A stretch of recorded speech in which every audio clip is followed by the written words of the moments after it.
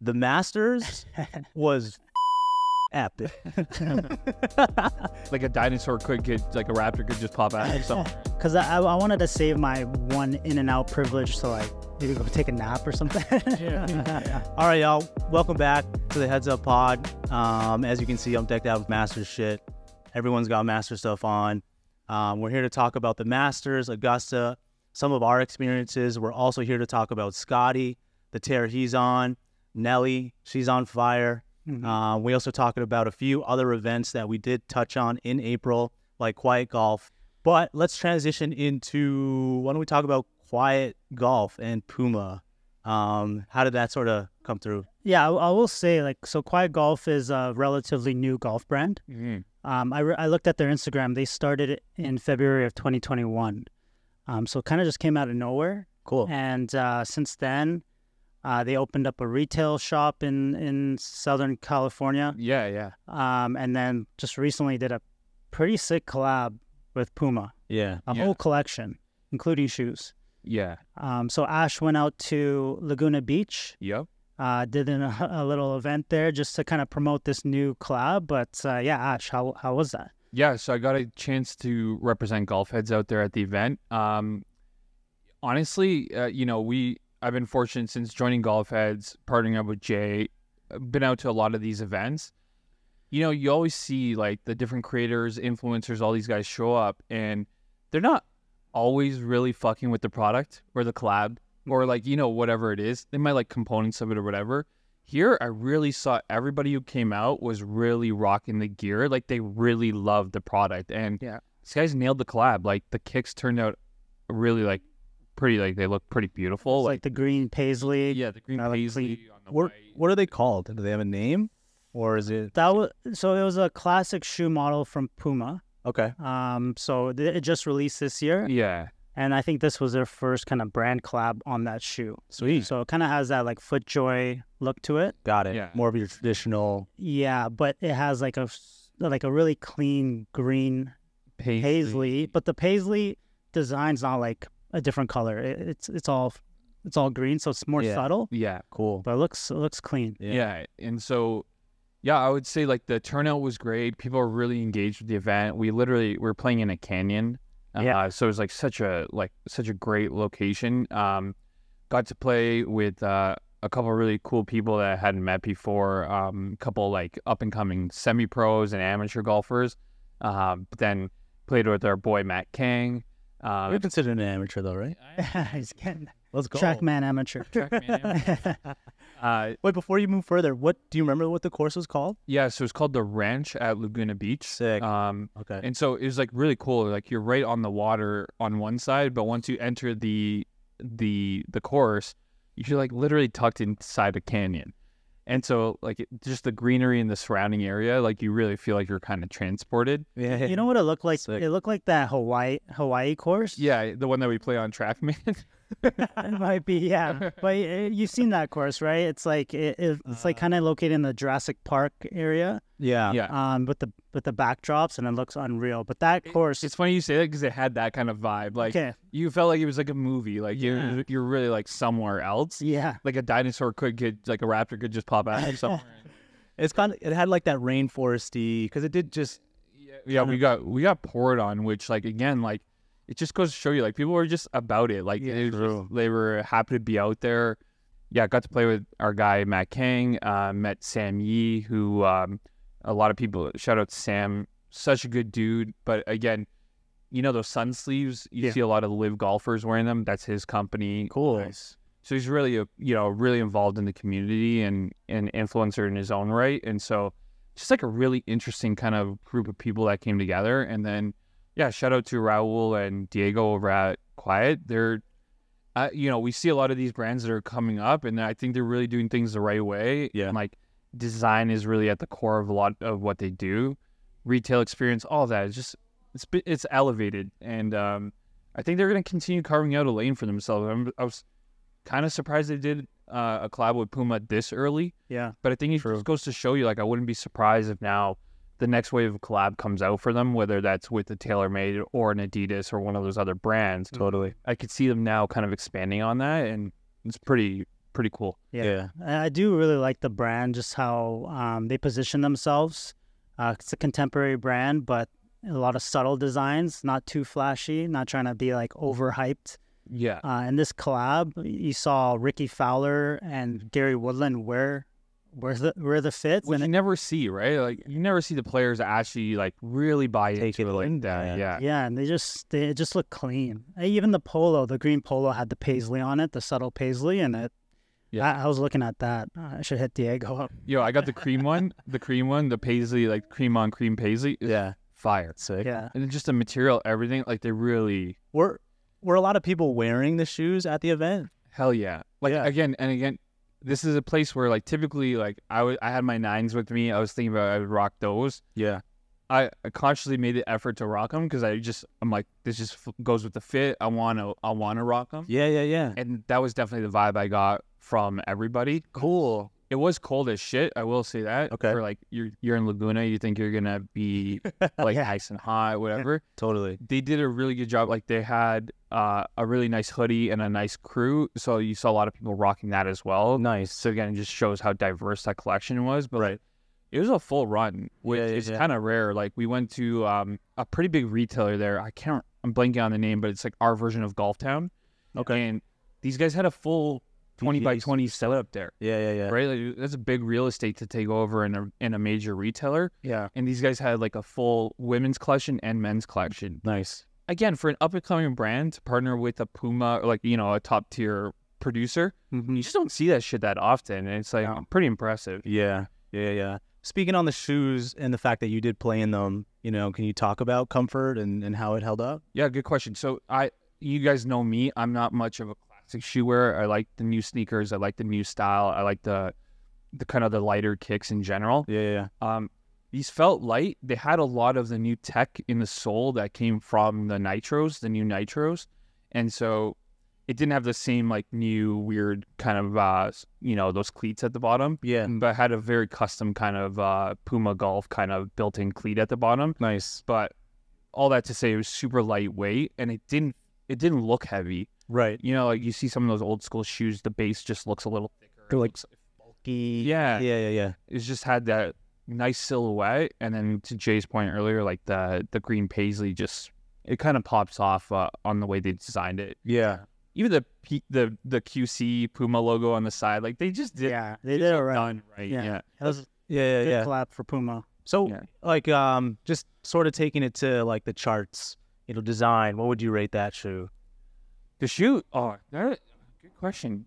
9 out of 10. Nice. Yeah, I think I say 9 out of 10 because that one extra, like, again, you guys know I have an issue with the toes on all these classic shoes being just like fucking a plain white block. Yeah. And I get there's some function and form to that, but aesthetically there's still something missing when you take all this effort in the back half of the shoe and then just leave the front so empty.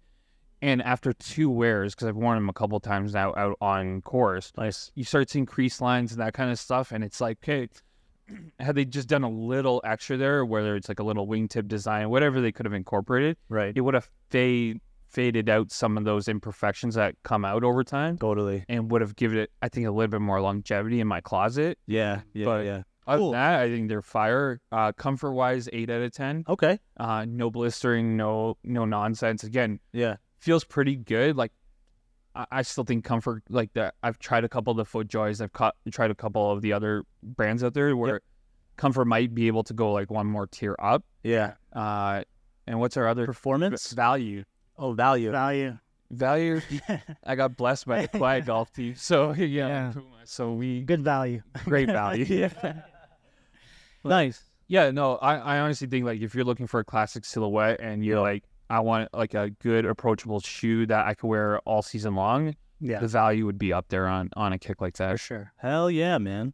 But okay, so all this to say, I was super hype about being out in Laguna Beach. Yeah.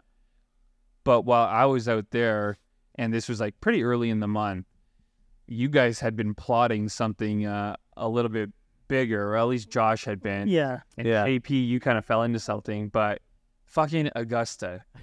Both you assholes out there. I know. Aash with the FOMO, listeners with the FOMO. talk us through. First, I just want to hear what was your path to getting to Augusta, because I feel like that's like that North Star course and event for everybody in the golf world. Yeah. But I think everybody has a different path to get there, and both of you guys obviously different stories. And yeah, want to hear how'd you end up at the Masters? The Masters was fucking epic. Like, oh my God, man. You know, I'm still on a high, and I've been home for about a week. Yeah, you must be a little high with that hat. Yeah, look at this guy. Wears this outfit every day. This is my pajamas. This is my morning gear. This is my afternoon gear. Yeah.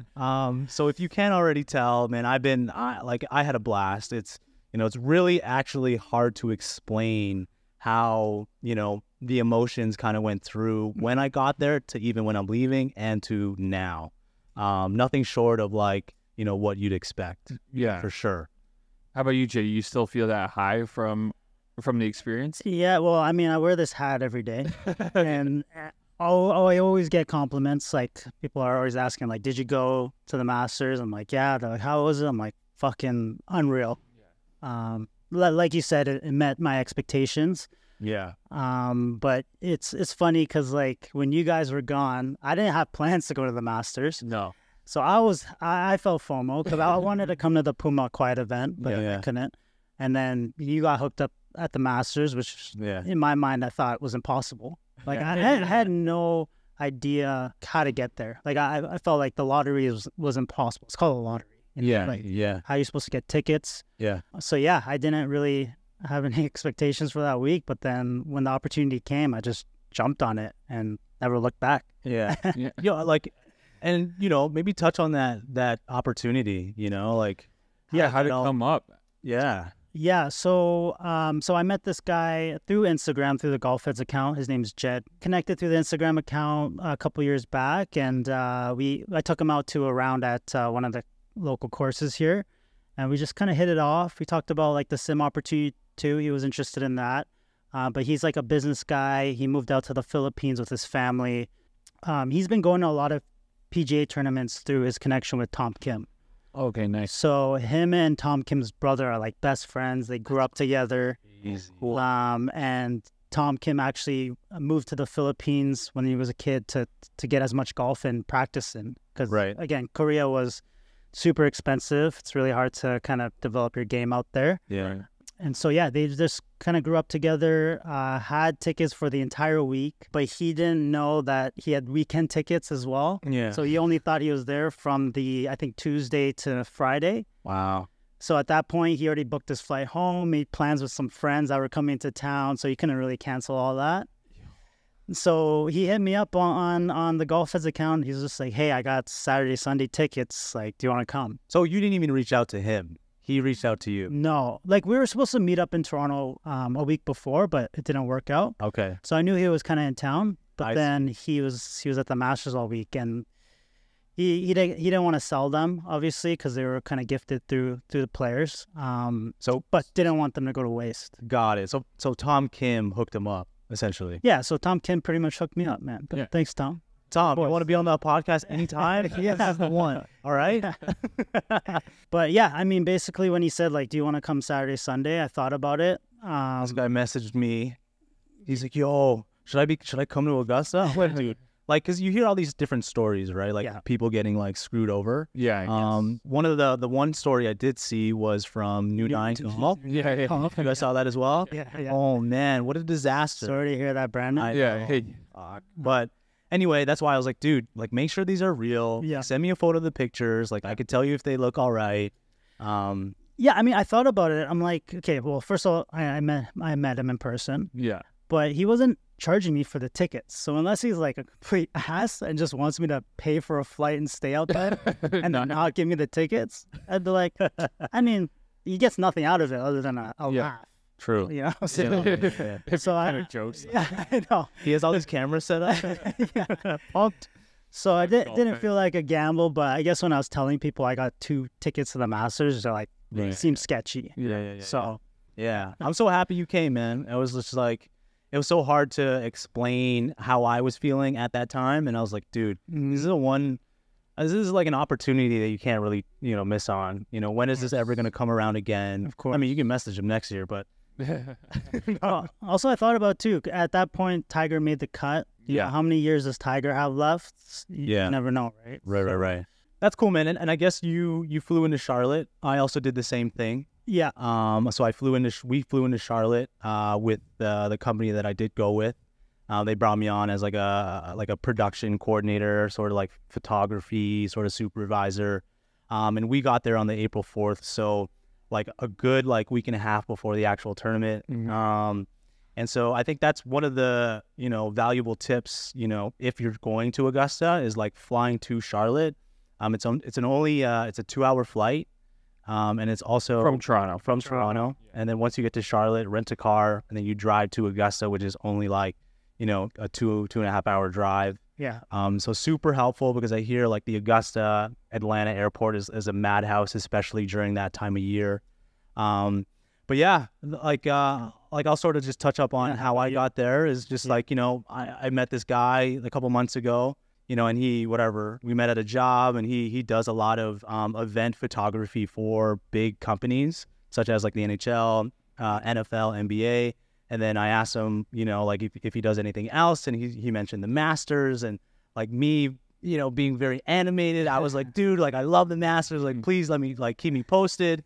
And then that, it came to fruition. 2 months later, he hit me up, sent me an email, very cryptic email that said, new project, are you interested? Gave him a call. I had to go into his office, and he had to tell me. And like I was just like, hell yeah, like no problem. So what was like the setup, the activation that you had going on at the Masters? So the company's called Pixperience, and our activation was at Founders Circle. Yeah. And then so that's in front of the clubhouse. Right. And it's down Magnolia Lane, and that's where a lot of the members and golfers come through. Yeah. So it's very like, I'm looking forward at Founders Circle, and then behind me is Magnolia Lane. You saw it. It's such a, a magical, like literally like a hallway, a lane, like where all the magnolia trees are just hovering over the road. Right.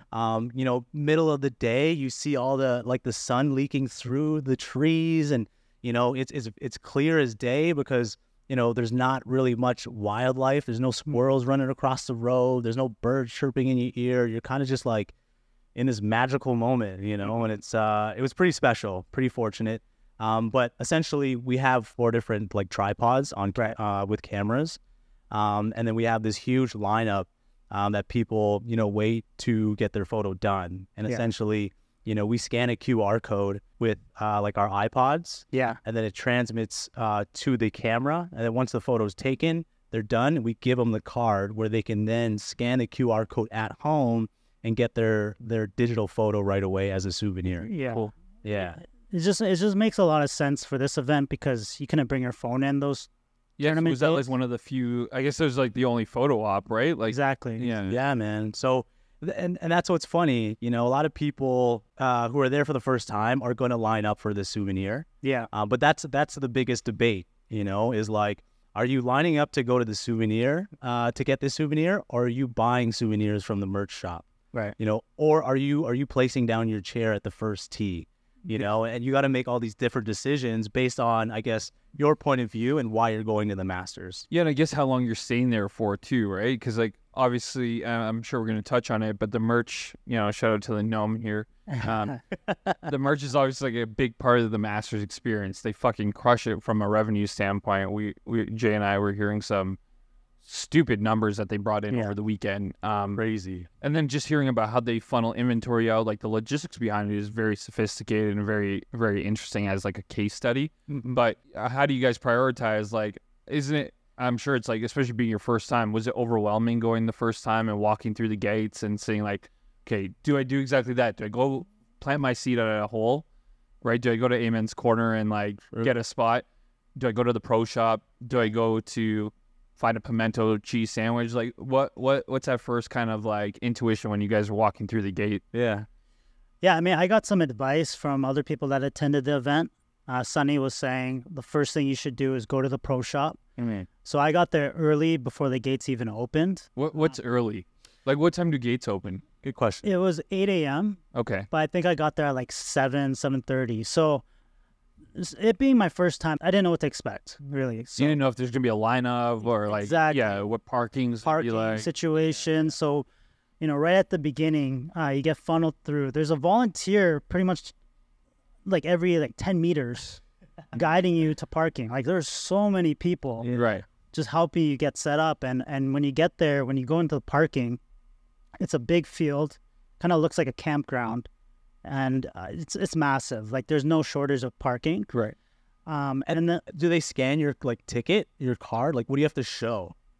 parking's free. Like, they don't look at anything. Okay, It's really just when you get to the gate is where you have to scan. got it. So, I mean, there's people that when I left for the first time to drop some stuff at my car, Yeah, there were people in the parking lot asking like, "Oh, are you leaving? Can I We're grab trying a to buy ticket?" tickets right here. I'm like, dude, this is a weekend round. I'm coming back. Where am I going? yeah. No fucking chance. So, but yeah, I mean, I got there early. There were a good amount of people, but it wasn't like a massive festival where you're just like gonna wait for an hour. I Right. probably got in the first 15 minutes.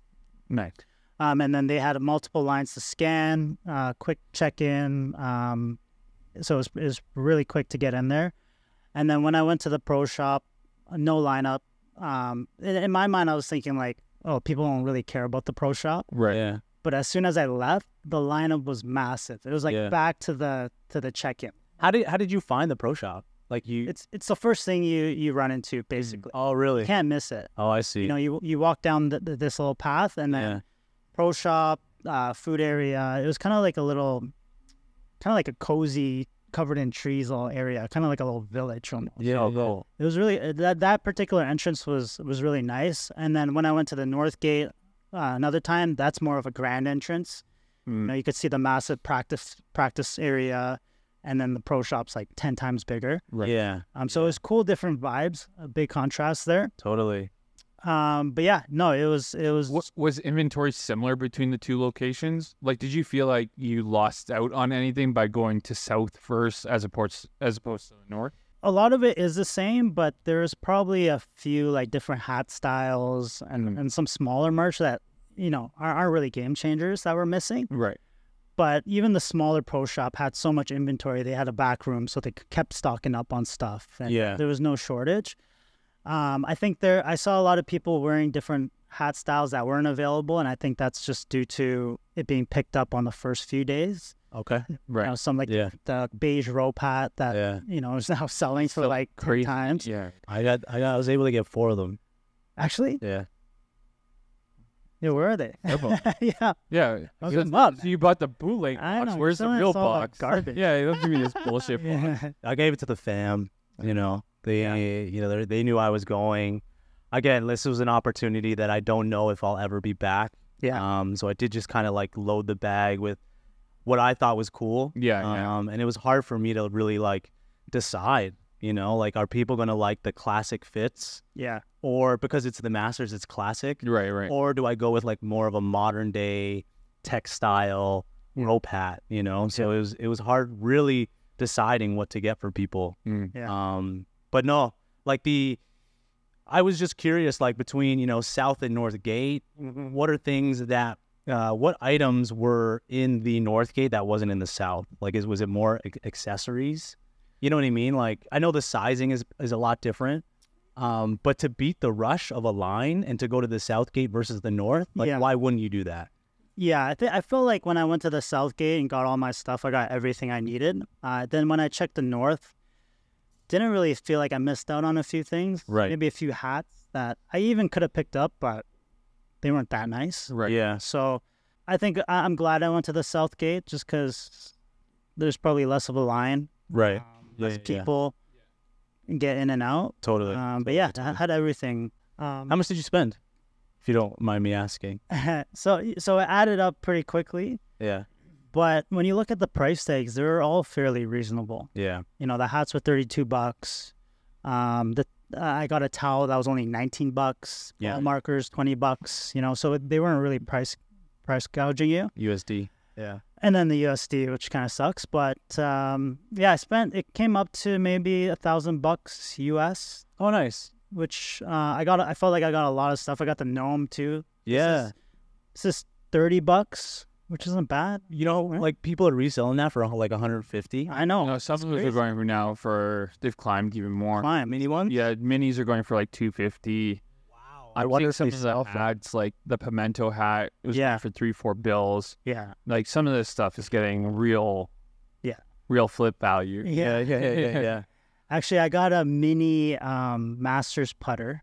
It was about the size of I don't know, like a ruler. Yeah. And it was hard metal. It was green. I showed a picture of it. So it looked like a little Masters Scottie Cameron. Nice. I brought that on my carry-on, and I couldn't bring it through the security.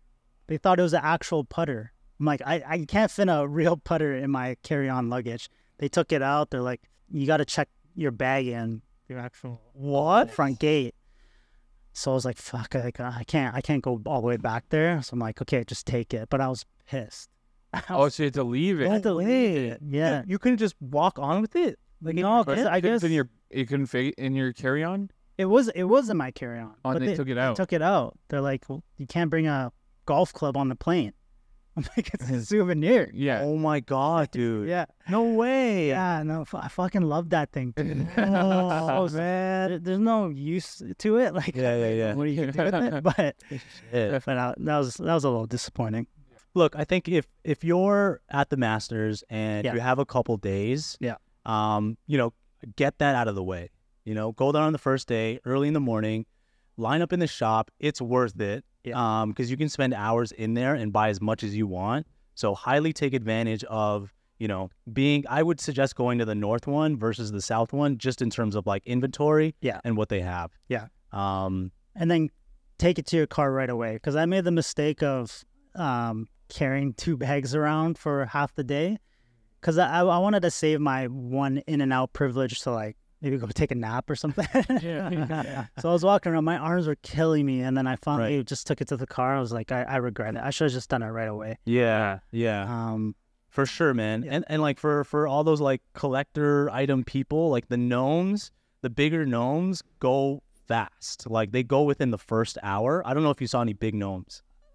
Like if you told me to grab it on the first day, I could have got you. Because you saw them. They were there. But then I checked on the Sunday, they're all gone. The South Gate. Both. Wow. Yeah, both. That's another great tip, man. Like I didn't know that. And if you're looking for the gnomes, the big gnomes, like they're a hot commodity. Like people, like a lot of people dress like the gnome. Like, you know what I mean? Like it's actually nuts. If you're going, go to the North or South Gate. You know, big gnomes are definitely going to be the hottest commodity. So get there as fast as you can. Then once you get the purchase in, put it back in your whip, and then you know, continue on with the day. Line up at Founder Circle. Yeah. So what do you think of the actual course? Because like, you know, we watch the Masters on TV. You kind of see how beautiful and pristine it is. But then when you're actually there, like what stood out? So the course, oh my God. It was like, so the way I entered the course from the North Gate shop, you're walking, and then to enter the course, the first tee is on the left-hand side, but then the leaderboard is on the right. Right. So I wasn't even actually, you know, I think the first thing that caught my eye was the leaderboard. I was like, oh my God, like look at this Masters leaderboard, and there's guys working the leaderboard. Like there's a huge ladder. Like guys are swinging, you imagine those old school libraries, where they have like a ladder and they have to like go across. Like that's exactly what they were doing on the leaderboard. Yeah, on the it was cool with the leaderboard because whenever, you know, on the final day when Scottie would hit a birdie, people are like waiting for them to change it and they flip it. Yeah. Whenever someone hits a double bogey, they see the score change and everyone just starts like booing or like everyone's like anticipating the score to change. It's so true, and that's an experience that I've never taken in, you know, in a golf world, you know, like I've been so used to it watching on TV. Yeah. But this was like a live, you know, switch up. Yeah. And you could tell the emotion of the fans being like, oh, and then we're all like, wait, what happened? And then you look at the scoreboard. I think a big part of that too is not having your phone, right? Because you can't just check what's happening with Tiger on 13 right now. Like you really have to be involved, like, stay on top. Yeah. See. I think that was one downside with that leaderboard. So it would show the top, I think, like 5 to 6 players. Okay, right. So not the full field. And then there's a side panel will show the players that are on that hole of what they're at. So that would switch out. But then you had no idea what was going on at the bottom of the leaderboard. So like, right. if you had some money on people, you had no idea where they're at. Yeah. So that's one thing, if you don't have your phone too, right? No idea what's going on. But it worked out really well on the final day. Because that's all you cared about. Yeah, it's true. And it's not like they have one leaderboard. There's like leaderboards at like every turn. You know what I mean? Yeah. So you're really aware of what these guys are shooting, how they're shooting, if they're getting doubles, whatever. But yeah, so that big Masters leaderboard, it had everyone on it. It had let's say it had Tiger Woods, where he's from, and like his score, which was pretty cool. Yeah, so like just seeing all of like that's cool. The international players coming through, guys who are from the area. I thought it was really personal. And it had like a nice little touch. And on the top of it, it had all the different the flags, Canadian flags, and it was awesome, really cool. Yeah. And then so back to the course, I walk past this leaderboard, and then I walk up this hill, and you're on the first tee. Did you watch anyone tee off on the first tee? Yeah, I caught some players. Yeah. But super cool, there's like a line, there's obviously the ropes where you can't cross, but those ropes are like, people are hugging the ropes, to like take in, who's teeing off. And like, man, the first look at the actual course down the first hole, I was like, oh man, I could hit the fairway. Yeah, you know what I mean? Like, and I'm like, it's beautiful, you know what I mean? And playing from tips, it's far, like a lot of like elevation. It's a very narrow fairway. There's a bunker on the right, trees on the left. You really got to hit your shot. But I was just blown away, not only by how well manicured the course was, but how everyone's so respectful too of it all. And again, like probably the best course that I'll ever step foot on. It was amazing, dude, for sure. Yeah, I would say like some of the holes did seem pretty open, some pretty wide fairways. Yeah. But there's just a lot of undulation throughout the entire course, like just perfectly manicured. Yeah. When you look up in the fairway, there's no bumps. It's just like perfectly flat. Goes all the way, and you can't even see across that. It was unreal. Yeah. There wasn't any rough. Like even the kind of like the rough area felt like almost like a fairway. Yeah. Which was interesting. Right. So a lot of shots were in play. Yeah. But then you get more to the back nine. That's where there's a lot of like water hazards and dog legs and stuff like that. Yeah. But yeah, overall, just like such an accessible course. With you being able to cross multiple holes very easily. You can see so much golf and just standing in one area. Right. The first tee box is also right next to the 18th green, so like you could even just stay in that area and catch everything. So, yeah, even the ninth green. Yeah, I mean that layout is just perfect for this tournament. Yeah, the grandstands are in perfect locations, so much space. Right. Didn't feel like I had to hover around people to catch most of the golf. Yeah. Right. A lot of concession stands everywhere. A lot of pro shops like dispersed on the course. Yeah. They also do have like these. How was the food? Like all the hype food. Did you guys try any of the sandwiches and stuff? Like I know last year, obviously that was big on social. How was the pimento? Go ahead.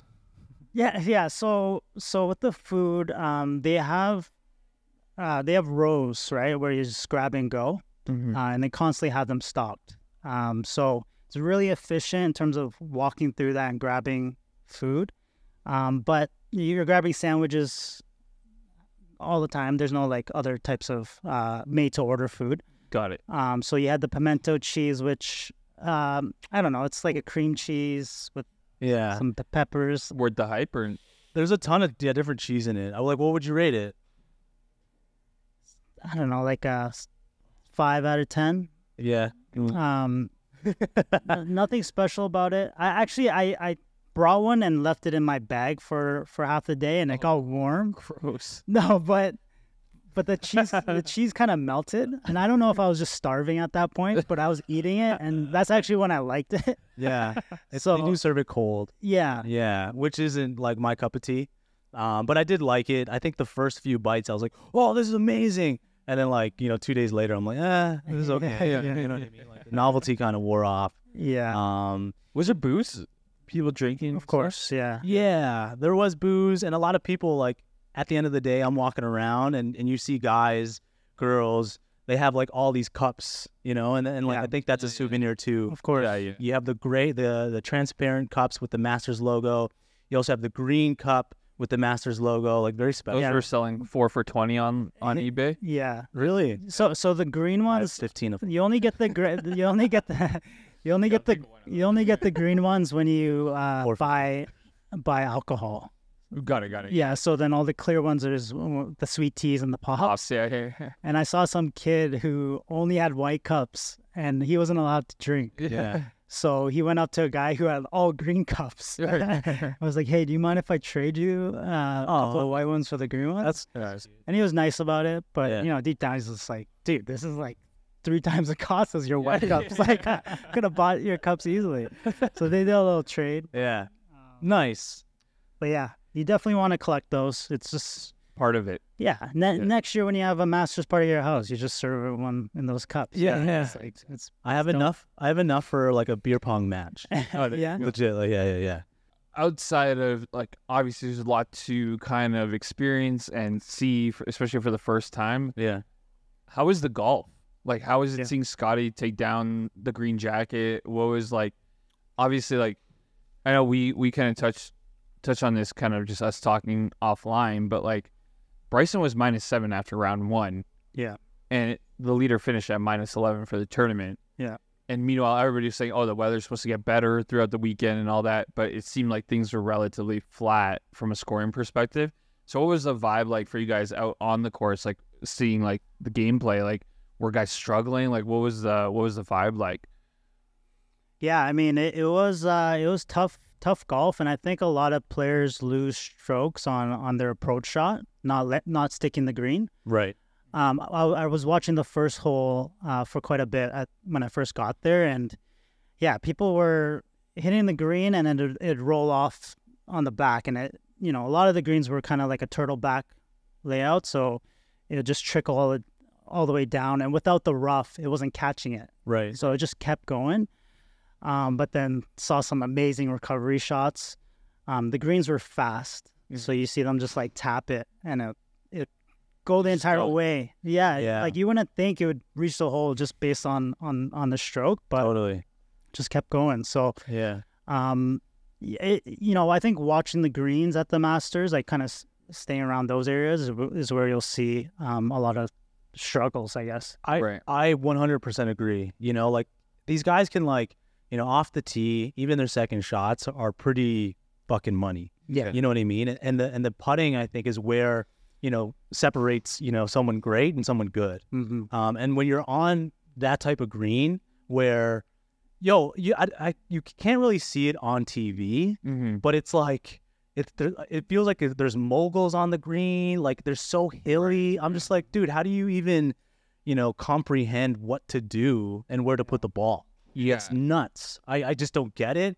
Like, the speeds of the green change throughout the day. Like, that's wild to me. Which is, yeah, it's crazy. Honestly, watching it just on TV as I was, I'm like, you asked me. But like on Sunday in particular, like I felt like Scottie was really just playing his iron, like his approach game was just smart golf. Like, Yeah. he was, you guys, you hear it all the time.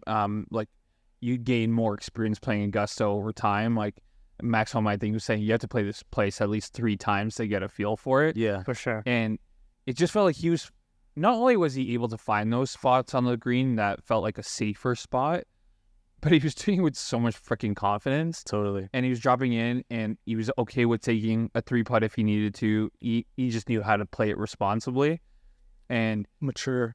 on our side, like watching on TV, we don't see all that stuff, right? Like you don't see the greens like that. It's like, why the fuck's he putting it into the middle of the green? And all of a sudden you see the ball fly 20 feet to the right. Yeah. And you're like, okay, there's something that we're missing just being in the audience. For sure. That like, yeah, I was really curious about that. Like, do you feel that in person, right? Like the speed of the greens and stuff.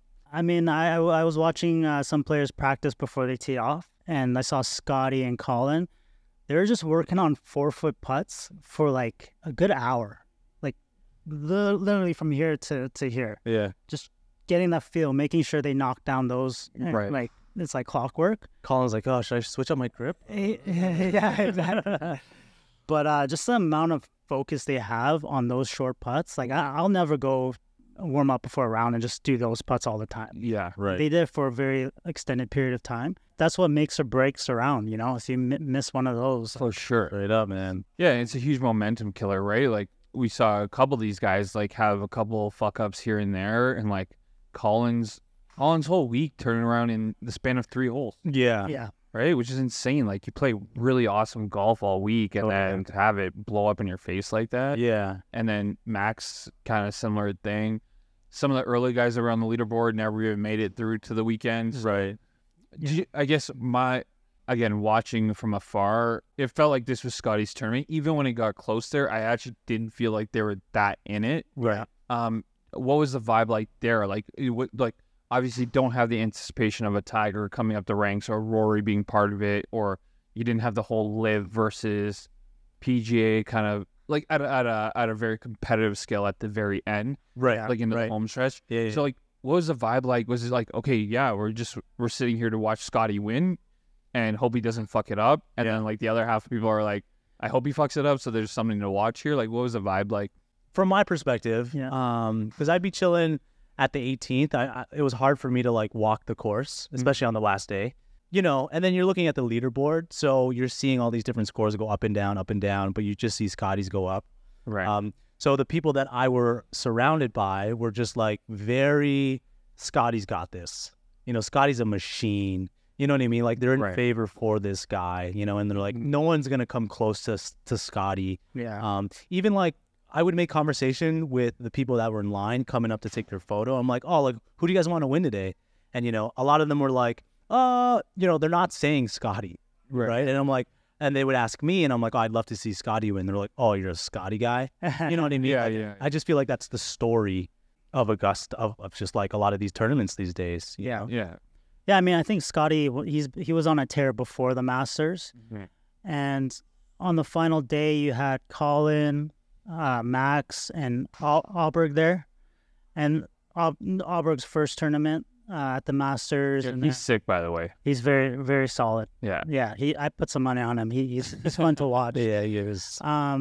And then Max hasn't really won any big tournaments. Well, no majors at least. And so it did feel like there was a big separation in terms of just experience, right? From those three. Yeah. So even if there was a one-stroke difference, like it felt like Scottie had this in the bag. Yeah.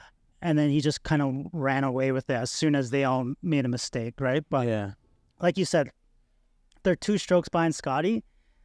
Like, that's still an uphill battle, even if there's 7 holes left. Yeah. You know, it didn't feel like, okay, Scottie's going to blow up on one of these holes. Because Scottie was so consistent that entire day and just played smart golf. Yeah. No major mistakes. I will say, like, on his consistency, so I was able to catch the 18th hole. I was able to catch Scottie finish every single day, Thursday, Friday, Saturday, Sunday. And his drive would end up in the same exact spot every single day. Right. I love that. Like, it sounds like you guys got the full gamut of it, right? Like, you saw a potential future GOAT take down another green jacket. First time Masters experience. Off the top of your head, out of 10, what do you rate the experience? Like, fucking 12. A 12? Yeah. Straight up. Oh, okay, let me rephrase that for you boys.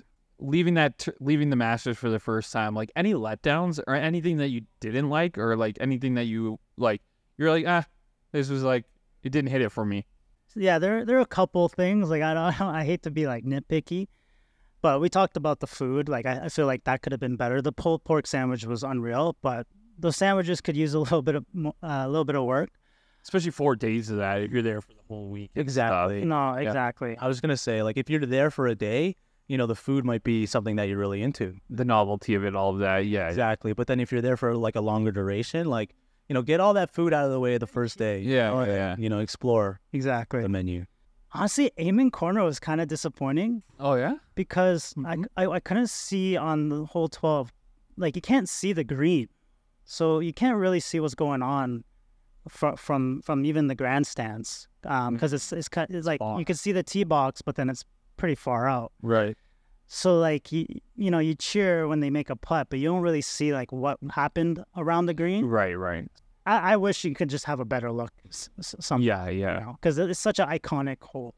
Yo, Right. and on that note, I saw a lot of people with binoculars, and rangefinders, which I thought was really cool. Finders was Oh, interesting. yeah. So another tip for y'all. Yeah, that's a big tip.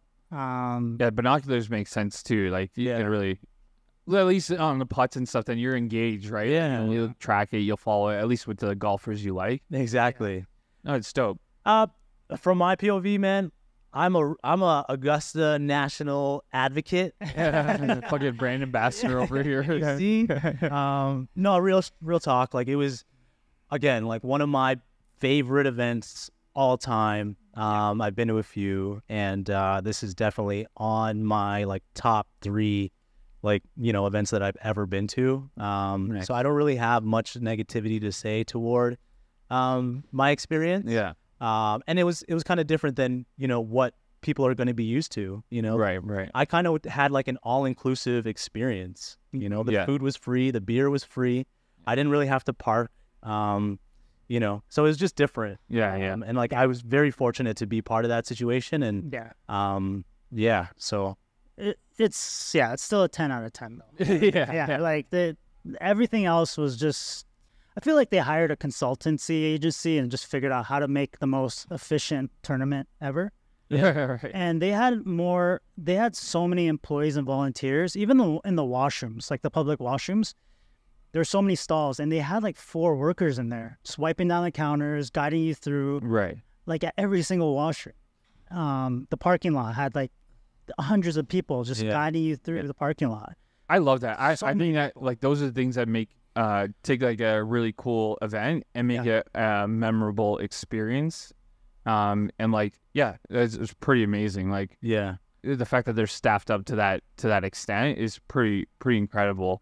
So go ahead. No. A lot of the staff there, they're either in college and it's like an internship, it's like a co-op. Like the restaurant that we did go to, it was all just like college kids, you know, and a lot of locals that are working there are volunteering, you know, and that's why they're able to like staff up. And who wouldn't want that to be part of their, you know, portfolio or experience? But dope. Cool. I mean, so, well, fuck you guys. Sincerely, from all the Golfheadz followers. But no, that's amazing. Masters done. Scottie continuing his terror. He won again the week after, I think last week at the RBC Heritage. Nelly killing it on the women's side the last couple weeks, or last couple of months. Yeah, man. 5 in a row. She's taking a break. Like she like a self-imposed break, right? Like, she's not playing next tournament. She's like, I'll just let some other. I don't let somebody else win. Let someone else win for That's once. amazing, man. Good for her, man. But well deserved. Yeah, I think a big part maybe of our next episode is going to be talking about like just the future of golf. Like we have some big tournaments coming up over the summer. We're typically pretty involved with the RBC, Canadian Open. And so, like, just looking at, like, you know, we have a couple outlier golfers here, but the rest of the field feels a little stagnant or a little flat right now. Yeah. Like, I think there's a lot of interesting up-and-coming golfers. Talent. But in that upper echelon of actually competing for wins, I think that group is narrowing down even less and less every tournament. For sure. And so I'm kind of curious to see where this goes, where... Are you going to see what we kind of saw in tennis and other individual sports where you have a couple of these GOATs that just end up ripping all the majors, all the big tournaments, and kind of just see a takeover of 3 or 4 golfers dominate everything? Yeah. Or are we going to see like kind of post-Tiger where as soon as he stopped like really pushing for all the majors. Now you started seeing diversified a little bit and other golfers kind of coming through. Right. I'm really curious to see where that goes. I thought the Masters, as much as everything you guys loved about it and the experience sounds amazing, like I was actually a little underwhelmed from the actual golf side of it. Yeah. I hated the fact that like the Brysons of the world, Brooks, Rory, Tiger, all like that wave fell off after day 1 or 2. The hype was gone. Right. And you only had like really Homa, Chef, top 4. Yeah, you had a couple Colin, right? Like a couple guys that I would consider household names that were actually competing. Right. Yeah. And that does worry me a little bit. Like, I think it's interesting as the new wave of golfers comes in, but it also speaks to like, you need that core group of golfers that people can really start to rally behind and get behind. And I feel like we're kind of missing that right now. Yeah. I mean, like a lot of the big names going to live. I think that hurts a lot of the tournament. You know, it would have been cool to see, you know, Rahm up there on the lead. Like if Rahm was 2nd or 3rd to Scheffler on the final day, I would have felt like, okay, this can go either way. Right. But with Colin and Alberg and Homa, like I didn't feel like they just were at that level to compete. Right. Yeah. No, I know. So Cam Smith, Brooks, you know, Bryson was kind of there, but I mean, I think Scheffler is just gonna go on a tear. Yeah. Without really any comp. As a fan, I would love to see like either the PGA and LIV come together, or you know, top PGA guys play LIV guys. You know, have that as like a tournament moving forward, and like I think that'll just, you know, not only engage the current audience but gain new ones. You know what I mean? It's a different style of golf play. Like it's super cool. Yeah. On the flip side though, it is nice to see there's kind of someone taking the reins from Tiger. And Scottie's kind of that guy right now, and untouchable. So he still has a long way to go to like match Tiger's record of being #1. I think he needs to like be #1 till 2035. Oh my god! Yeah, that's wild. You think there's any issues with him being like, honestly, calling spade a spade? Like he's kind of boring, right? Like even his game style, right? Like he's pretty conservative, really tactful player, but like he's fucking boring. The most exciting thing that I think has happened to his game in the last like year was him switching to putters. Yeah. Right. And even that, like, okay, now he's rocking the Spider. Okay, so like, now, like, what else is interesting about the guy? And so true. I do like, again, just thinking about golf as a whole, right? You have all these young golfers getting really hype and really into it. Like growing up, I had Tiger to fall into, and when he was done, like Rory was that young golfer up and coming. I liked Brooks a lot. So there's a couple of these guys that were coming up in the last like 10 years or so. Right. But like, I just feel like behind him, there's a little bit of a gap there. And I'm curious to see how it plays out. Yeah. Curious to see if like people are just as hype about going to all the major events moving forward. Like we've, you know, knowing that it's just not as competitive. Like the field isn't as big as we think it is anymore. And the women's game has seen that with Nelly as well. When you have like an outlier like that just taking over, like does it actually end up, as much as you want to watch their greatness, does it suck away from the rest of it? Yeah. And I think part of that is because people can't associate with Scottie the way they did with Tiger.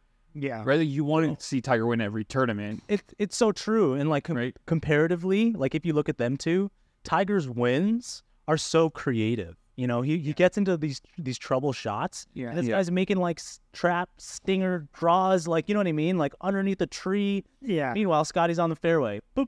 So consistent. Very consistent. Like Tiger was such an entertainer, such a talented entertainer. And like not to take away from just being a badass golfer. No. Like, to compare the two, you know? It's too stoic for me, right? It's like the cookie cutter golfer that you develop in a lab and you put out into the real world. It's a little robotic. Right? So true, man. Like you talk about his different types of shots. Yeah. Like they say, you know, he's like Tiger with the irons. You know, he's like I forget his name, but like the Spanish golfer. He scrambles like him, you know, and he putts like so and so. You know, it's so cool. It's so true. Yeah. Yeah, I mean, I did see in the final round of him being a bit more animated on the course, which you don't see on TV, and that kind of shows a little bit of his fire in his game. He fist pumped after that last putt. That was the first time I've fucking seen that. Yeah. Well, you've had a lot of things to cheer about. I know, man. This guy. That's type of perspective. I like hearing that because, like, again, I feel like we didn't really see much of that. I want to see more of that though. Just to be like, yo, I'm untouchable right now. Like, don't fuck with me. Come at me. Yeah. But instead, like, I was kind of disappointed to hear his press conference where he was just like, you know, like, it's just golf, go see my family. Like, yeah, I get it, but like, be fucking pumped that you just want a green jacket. Like, it doesn't seem like he's chasing anything. Like, chasing to be the next great player. Yeah. He just wants to play good golf. Yeah. And win, which he's doing, and then go home and freaking relax. Yeah. Like, part of me thinks that's why he's so good. Yeah, could be. Could be. Like, mentally, he's just like, you know, like a lot of these great players, like, well, you look at Colin, you look at, you know, JT, and when it comes to the last round and they're up by like 1 or 2, yeah, what's going on mentally? Right. You know, are they so focused on this shot where Scottie's like, you know what? If I make a good shot, I make a good shot. Yeah. Yeah. It's up for debate. I don't know, you know, and that's what I've learned about him with his press conference. Yeah. He's so like, you know, golf isn't really my life. Yeah. You know, it's more about like my family. It's more about like this kid that's gonna come through. That just hurts the brand, though. You know, it's like when you think about Scottie's brand. Yeah. When you and I think he's that type of stuff will impact his legacy long term. That's what I mean. Yeah. Like Tiger Woods, Jordan, they're like, I want to be the greatest. Like I'm here to win tournaments. Mm-hmm. You know, this is what I do for a living. Right. And that doesn't come off. And the Scottie, especially what he said after the Masters, was just like he doesn't really care. That's like AI robot golfer type, NPC type stuff. ChatGPT. So interesting. Maybe it'll come out of it. Maybe someone needs to call him out. You know. Yeah. Like, maybe he hears this pod and maybe I should. That is himself. How do you know that's not him? I can sign some Malbon and dude, wear some baggy pants or something. Just try something. Oh, something new. That heat that Vest got was crazy. Yeah, that was actually kind of jokes. It kind of looked like a cigarette pack to me, like the Maurier or like a Lucky Strike. Marlboro, yeah. Yeah, but I like the idea of it. I like that they disrupted shit. I think it was Landforce. Shout out to Landforce. He actually put up a cool insight, which is like the Google search for Malbon, like not only spiked, but against their baseline of what they would typically get, it was like a fucking hockey stick. Yeah. Right, and that just goes to show you the power of where that collaboration kind of went. Yeah, we had our thoughts on it early on, and you know, you can listen back a couple episodes and you can hear what we thought about Jason Day joining. Right, but now seeing the actual impact of it at a place like Augusta was obviously pretty impactful. Totally. Great move. And who would have thought a vest would have stirred up that much shit? Yeah. Also, the baggy pants, he got a lot of shit for that. But it was also windy as hell. It just felt like a bad day to wear baggy pants like that. Yeah. I know. It did look sick. I loved it. Yeah, Malbon's, they're making a splash. Just lots of positive and negative controversies around it. But, hey, man, a lot of people know about Malbon now. Yeah. And who knows? Maybe we see some of the newer brands come up in these new tournaments that are around the corner. Yep. Such as the Canadian Open is happening soon. Yeah. End of May. When's the U.S. Open this year? It's got to be not far. Yeah. Yeah. It's coming up. Yeah. President's Cups this year. Yeah. That's a big one. Montreal, which is nuts. Yeah. We got to go down there. Gotta go. Yeah, we're gonna go. Yeah. Sure. Hell yeah. But I mean, to wrap it all up, boys, like I thought this was wicked. Yeah. Good Masters talk. Yeah, thanks for sharing the experiences. Like, again, having not gone, and I know a lot of the people listening want to hear what that experience and what that environment's like. So, but no, this has been fun. Till next episode. Yeah. Heads Up Podcast. Thank you for listening. Don't forget to subscribe. Keep supporting us. We really like putting this content together for all of you who are listening. So let's go. Awesome. Peace.